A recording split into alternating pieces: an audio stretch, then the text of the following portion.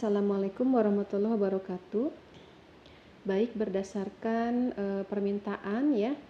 Jadi Ibu jelaskan kembali dalam bentuk video ya mengenai evaluasi tengah semester mata kuliah akuntansi manajemen. Nah, Ibu langsung saja pada poin-poin yang yang paling penting harus kalian perhatikan dalam memenuhi evaluasi tengah semester ini ya. Yang pertama itu, yang paling utama adalah kalian harus fokus hanya di bab 1, bab 2, dan bab 3 saja ya. Jadi setelah kalian memperoleh izin dari perusahaan, laporan yang harus kalian susun itu hanya bab 1 sampai bab 3.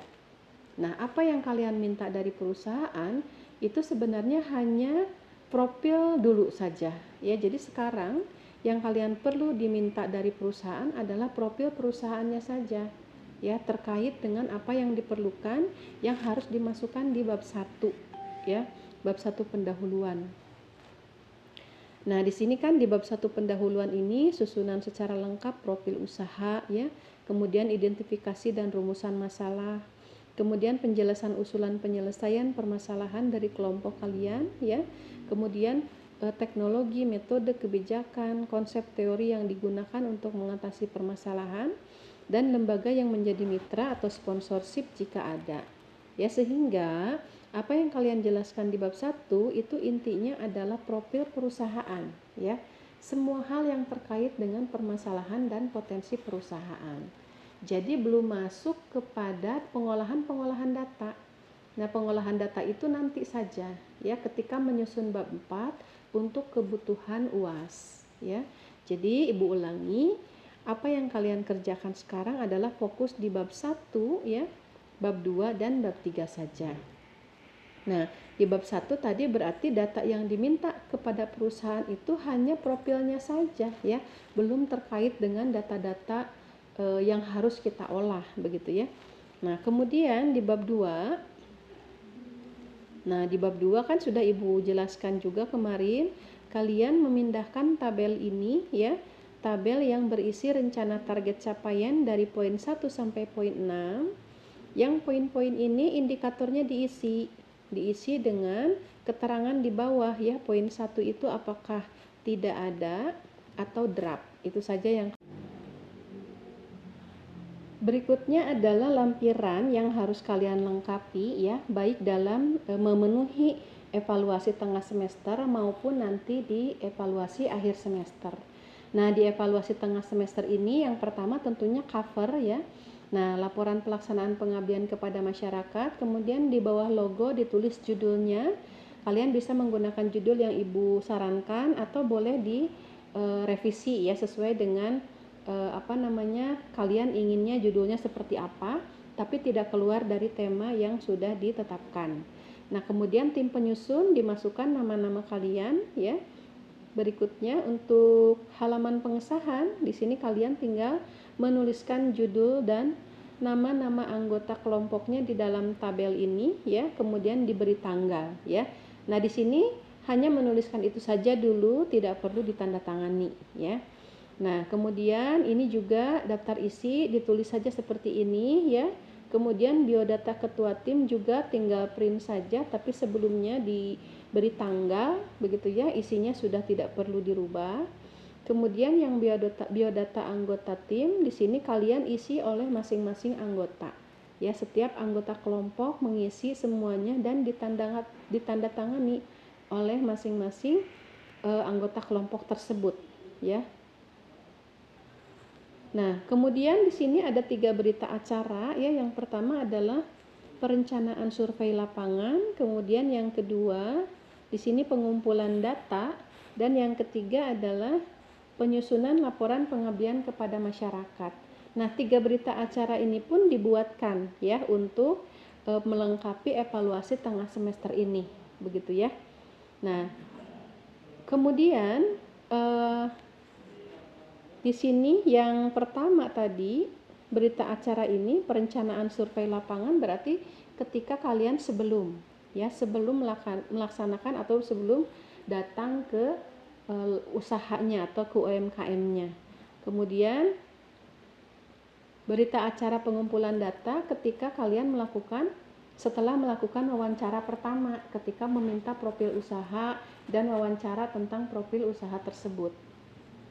Kemudian yang ketiganya, penyusunan laporan pengabdian kepada masyarakat. Ini berarti ketika kalian melakukan atau menyusun laporan dari bab 1 sampai bab 3. Nah, untuk MOU dan SPK, kalian hanya melengkapi titik-titik yang sudah disediakan di sini ya. Misalnya di sini Universitas Teknologi Digital dengan nama usahanya apa, yang titik-titik di sini dilengkapi. Misalnya PD Sahabat ya. Kemudian nomornya di sini Ibu sudah berikan kan nomor untuk masing-masing kelompok. Kalian tinggal memasukkan nomor tersebut di titik-titik nomor surat ini. Nah, nomor yang kedua di sini yang masih kosong, kalian hapus saja kalau dari perusahaannya tidak ada penomorannya ya. Tapi kalau ada silahkan ditulis. Nah, kemudian lengkapi di sini hari apa, tanggal berapa ya. Kemudian dengan itu maksudnya dengan siapa, nama orangnya disebutkan, kemudian jabatannya apa, apakah pemilik, apakah direktur, apakah penanggung jawab gitu ya. Tinggal disesuaikan. Kemudian dalam hal ini bertindak untuk dan atas nama perusahaannya disebutkan, berkedudukan di sini nama alamatnya ya, jelas alamat jelasnya disebutkan di sini. Nah, ini untuk memorandumnya. Nah, rangkap yang pertama di sini diberi materai di sebelah pihak pertama ya. Di sini ada tercantum materai 10.000. Nah, kemudian yang rangkap kedua tadi sama halnya, yang titik-titiknya dilengkapi ya seperti rangkap pertama. Di rangkap kedua materainya posisinya di sebelah pihak kedua. Nah, untuk penandatanganan, tanda tangan dulu pihak kedua dua-duanya. Pihak pertama tidak perlu ditandatangan dulu ya, jadi hanya tanda tangan di pihak kedua saja, baik di rangkap pertama MOU maupun rangkap kedua MOU ya. Oke.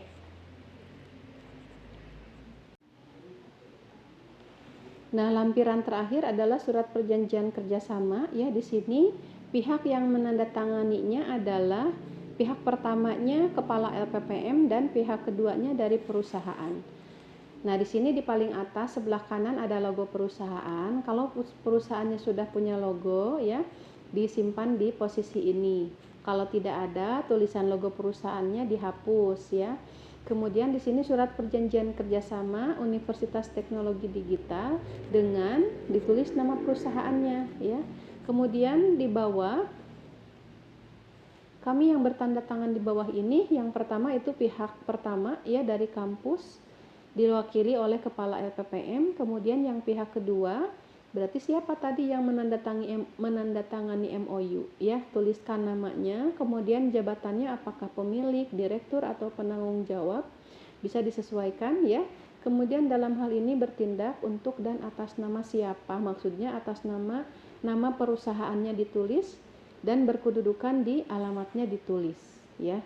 Nah, kemudian yang bersepakat nomor 1, sebutkan atau tuliskan jurusan kalian.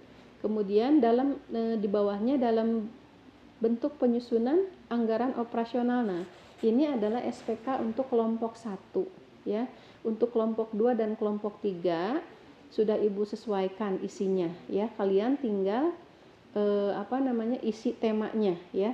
Tapi yang lainnya kalian juga sama diisi, dilengkapi ya. Kemudian yang nomor 2 masukkan nama anggota kelompoknya. Yang nomor 3 nama perusahaannya dimasukkan ya. Kemudian ini juga sama, ditandatangani oleh pihak kedua, jangan lupa tanggalnya diisi ya. Jadi untuk MOU dan SPK dua-duanya atau ketiga-tiganya tadi kan 4 ya, MOU 2 rangkap, SPK juga 2 rangkap, keempat-empatnya ditandatangani oleh pihak kedua saja dulu ya, kemudian dikumpulkan ke Ibu ya. Jadi jangan dulu ditandatangan pihak pertama ya, hanya pihak kedua saja karena mengingat waktu ya. Yang penting pihak kedua sudah tanda tangan.